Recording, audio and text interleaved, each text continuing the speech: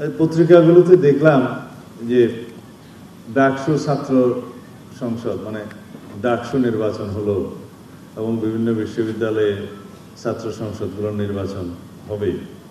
এই নির্বাচনগুলোর ট্রেন্ড কি এবং এই নির্বাচনের ফলাফল সম্পর্কে আপনাদের মন্তব্য কি? আমি আজকে ব্যক্তিগতভাবে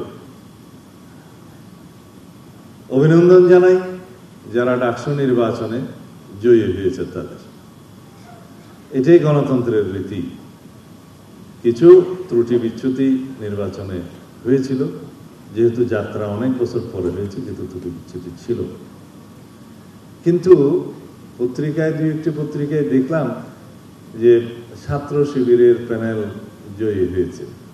তা আমি আপনাদের সামনে বলতে চাই, সাংবাদিক বন্ধুদের উদ্দেশ্যে বলতে চাই, আমার জানা মতে বাংলাদেশ ইসলামী ছাত্র শিবির ডাকসু নির্বাচনে অংশগ্রহণ করেনি।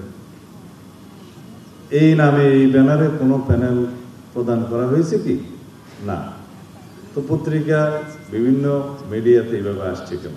প্রশ্ন সেখানে। আমরা বাংলাদেশ জাতীয়তাবাদী ছাত্রদল